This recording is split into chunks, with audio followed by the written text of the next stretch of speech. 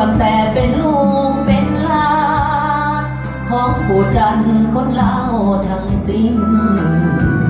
เสื้อสายลายลองแบ่งเป็นสองฟองทำมาหากินโคราชเวียงจันทานินล้วนแต่เป็นถิ่นลูกหลานปู่จันทร์คนรุ่นเก่าจึงรู้ว่าความเป็นมาอย่างใดระหว่างพี่น้องลาวไทยก็ลึกมันผูกขาเป็นเสี่ยวเมื่อดังเครื่องเกี่ยวกันเทิงทุกวันสาวโคราชไอ้บ่าวเวียงจันทร์เคยนัดพบกันที่เมืองท่าหลวงก่อนจากปู่เคยฝากลูกหลานสองฝั่งเหมือนดังผู้การไกลในสวงให้หลานปู่ไปมาหาสู่ปู่สาธาหลวงพระธาตุพนมให้แห่ห่วงเหมือนใจหนึ่งดวงกวางสนสองฝั่งคนลุ้นยาน้ำตาต้องหลั่งลิ้นไหล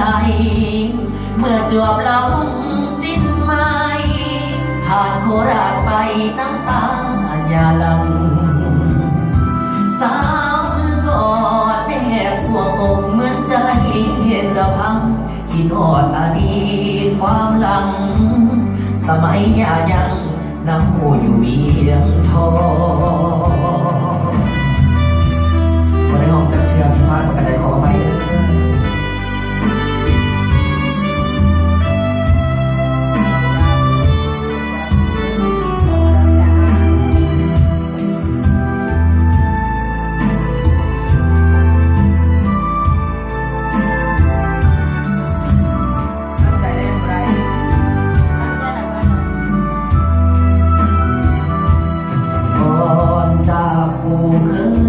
ฝากลูกหลานสองฝั่ง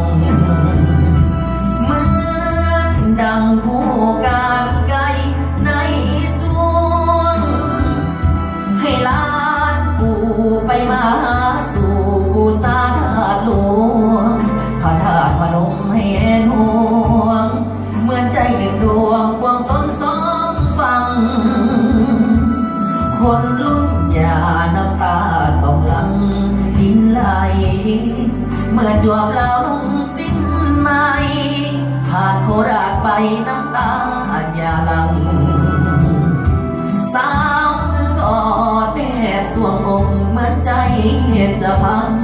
คิดหอดอดีตความหลังสมัยยายังน้ำหูอยู่เวียงทอง